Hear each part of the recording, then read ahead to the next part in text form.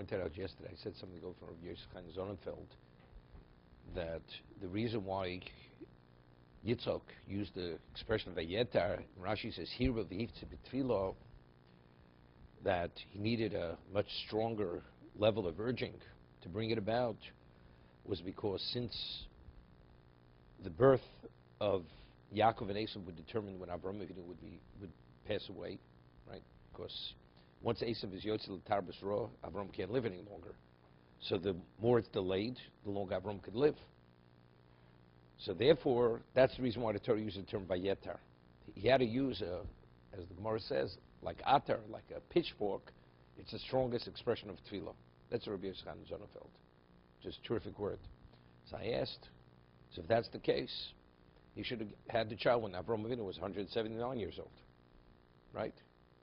I mean, Kodesh Baruch Hu allowed it at 175. Factually, evidently, firstly, he didn't, as Rashi says, at the age of 15, he was Yosel Tarbas Ra, right? At the age of 15. So good, if he would have born a little bit later, so 15 would have been later, right? So if that's the case, the Yeter, I mean, I understand, but why did HaKadosh Baruch Hu allow it the last 5 years? If it's the whole thing, Seva Tova, could be it has to do with the Cheshbon. I was thinking that factually we find that Yaakov did not have children, he was 84 years old. That's when he first started to have children. And so the whole process, it wasn't so much of Esav.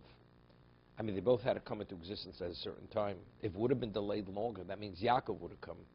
Could be whatever had to happen when it did happen, had to happen at that time. I'm just saying, I mean, I don't know what Kodesh Baruch Hu's Cheshbonus, but I'm saying, evident, it's clear, it had to be it had to be at the age of 175. It couldn't be at the age of 179.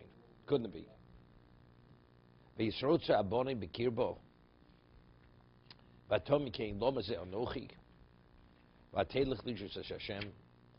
The children were agitating in her womb, in her innards, and either she thought she was going to lose the children, or she thought she would die.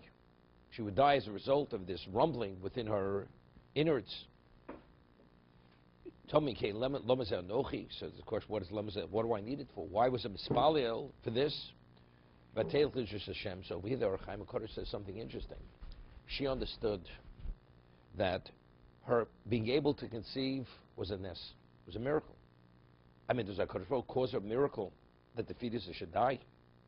Right? Doesn't make any sense. So she understood there's something going on over here. Because the miracle, I mean, if you take a look in the Medrash, I saw somebody said, which the Medrash says, at Achron, you know, a later commentary says that we find that he was mispalel. We find by Avram, we don't find he was mispalel that his wife should have a child. We don't find, even though it says HaKadosh Baruch Hu b'sav b'tfilos shel tzadikim, says why were they barren? Because HaKadosh Baruch Hu desires the tefillah, but this level not.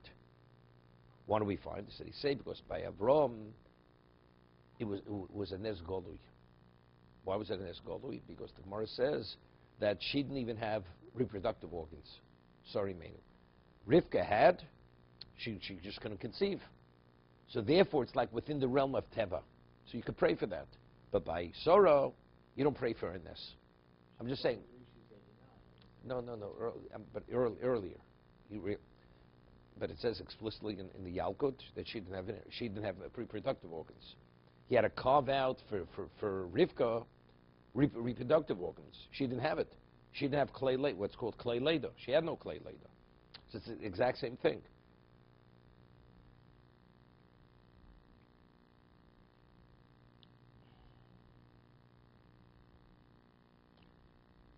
Let's see Rashi.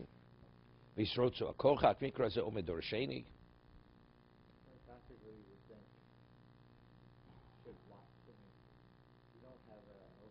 No, she didn't have a womb. She had no womb. Never developed. It was a miracle.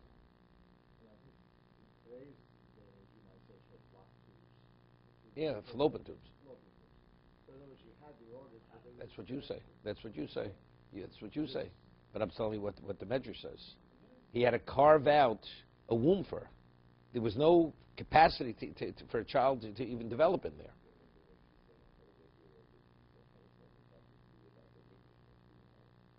Yeah. No, but over there, it says HaKadosh Baruch Hu is Meshana. He changed. Right? V'nei Shalom. Actually, she said, Anizo Kanti. The question is both. Okay.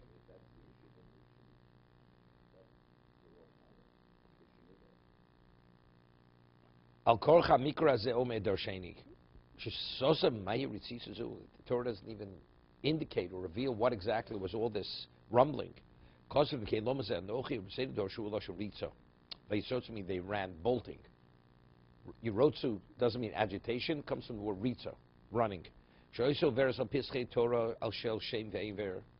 When she passed by the entrance of the Torah of Shem Ve'ever, Yaakov would run and bolt to exit from the womb. Oversa Pischei Avodazoro, Esav Mefarchis Lotzeis. Davracher Misrotzim Zem Zeh. They were actually battling with one another. Umeirivim Benach L'Shnei Olomos. They were fighting over the two worlds. V'tom King Godel Tzar Ha'Ibo Lomos Anochi Misavim Spalil Sayiroyon. If this is what I'm experiencing, why did I ever desire? Why did I pray to become pregnant, to conceive a child?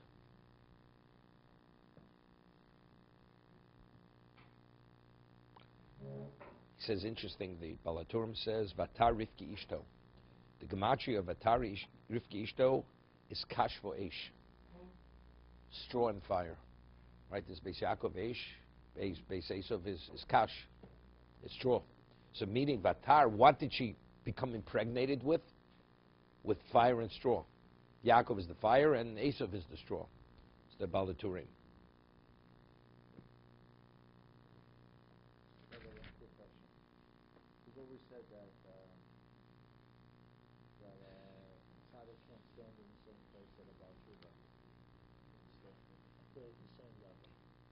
Correct. So there's the Baal Tshuva, Rivka. Why? What's the logic there that it says prayers are greater than the Baal Tshuva's prayers? So because in a domet filoso shel tzadik ben rosha. You understand? I understand the inheritance. No. You have different. She had to overcome. Doesn't make a difference. I mean, in terms of your personal deservingness, you deserve more than the tzaddik. But in terms of clout, who you are, it's a whole different thing. One is relationship, one is accomplishment. It's two different things. Tzaddik ben tzaddik is relationship. Mokesh v'ali tshuva omdim, that's your specialness, that's what you deserve. Okay? Vatech lidrosh medrashu shel shem.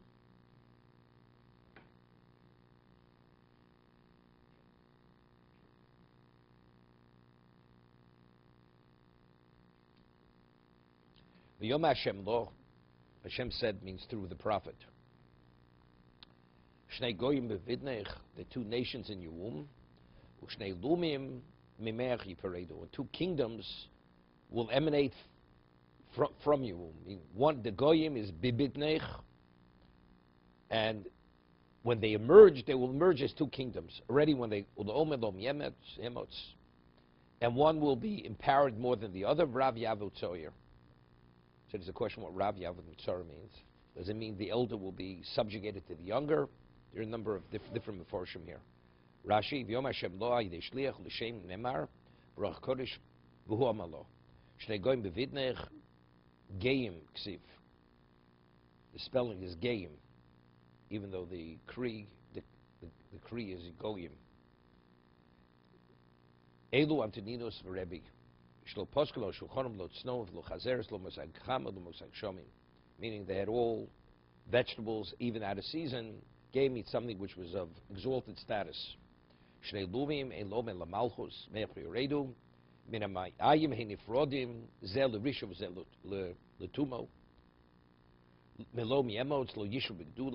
never be on the same level in terms of greatness, because there comes an ofer, one rises, the other one falls.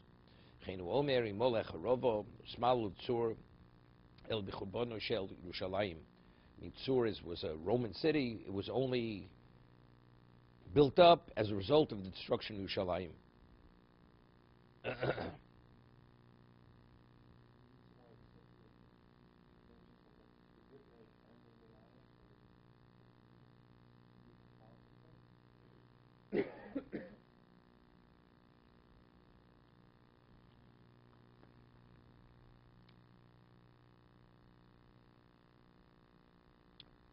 Not sure. You see, in terms of the children are in the womb, but factually it's in the cavity of the body. But when the child comes out, where does it come out from? Right? There's contractions, and the contractions push the child out. Right? That's the contractions of labor. So the lume, when we speak me'ech yuparedu, when they're born, they will emerge, each one going in his own direction. So why are they emerging? That's the me'ayim, right? That's the contraction pushing them out. Bitneich means it's just contained within the cavity of the body, right? Two nations within you. Is there any understanding in your experience? So why can't you say that Yaakov was conceived first and Esau was conceived second, so therefore Esau came out first? Yeah, okay, it's not simple. It's not simple. You're a specialist in gynecology. Okay. It's not simple. Yeah. Okay. And Rashi says that, really Yaakov, the reason why they fought, he was holding on to his heel because he was conceived first. He wanted to go out first. He was trying to hold him back. And Esau came out first. Okay. No, but it helps to understand, and that's the bracha, that he really But made it factually, but the Bechor is the one who opens the womb. That's fact. Okay.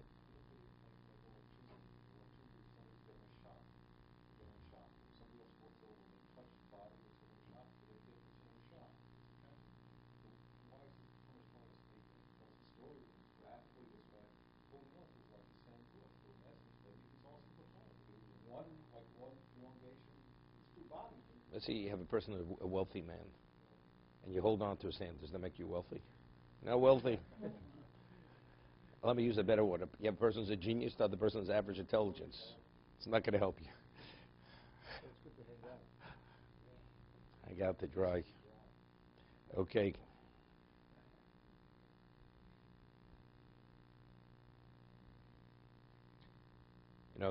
The question, which is obvious, the Gemara says that the Yitzhara doesn't come out into a child until he's born. And here they already were bolting, one for Kedusha, one for idolatry, before they were born. I mean, how do you understand? No, that's not bothering. No. The question, we show the inclination. Right? The inclination, the Gemara says the inclination evil only comes upon the child when he's born. This is pre-birth. This is in utero. So what's happening? So what I explained, I mentioned it to somebody, that we had the Maral. The Maral explains the Gemara, the way HaKadosh Baruch Hu created the world. We had this in the Maral in Pirkei Avos, maybe about a year and a half ago. He says that it says, Yetzer Levodem Ramin Urov, that the evil that comes when the child is cast from the womb of his mother. That the Yetzirah has no right, was never given the permission to affect anything unless it's complete. And the child is not fully complete until he's born. Okay? So so what's happening here? So if that's the case, evidently Esav already had the evil inclination before he was born. Yaakov. Tzaddik you hear. That's not because if you taught the whole Torah in its entirety, good. We're talking about the evil inclination. Right? Positive inclination is not a problem. Right? He's taught the whole Torah before. What? Even if you're not, but if that's your essence, because you taught the whole Torah, so therefore I understand. But the evil inclination, definitely not. So why is he being drawn towards Avodah Zarah? So I was thinking, what did the Navi tell her? Shnei goyim bevitnech. They're already goyim. You have two nations in your womb, so they're already completed. So there's already a degree of this completion. So because it's completed, they're ready. They're the exception to the rule. Normally, a child himself, you're an individual. Who are you? Depends how you develop. Here, they're already going bevitnech. The two nations in your womb. So because they already were established as with identities in the womb already, that's the reason why he was subject already to Yetzer Hara, even pre-birth, for that reason. Okay, to be continued. So did Esav have Bechira? It was already predetermined. It doesn't have to have Bechira. It doesn't have to have Bechira. A child is selfish. A child is possessive. Where does all this come from? This comes from goodness. This is the Yetzer Hara of a child, right? It's all part of the Yetzer Hara. It's the Yetzer Hara of a child. It was already predetermined what was going to happen. No, he still had Bechira. He still had Bechira. Well, the Navi's only telling what's going to be. Right? It's like Hashem knows the future. Right? It's all based on Bechira. It's all based. He's already fully baked at this point. Who he is and who he's going to be and all the Yeah, the inclinations are here. But he has the ability to rein in on it, to suppress it.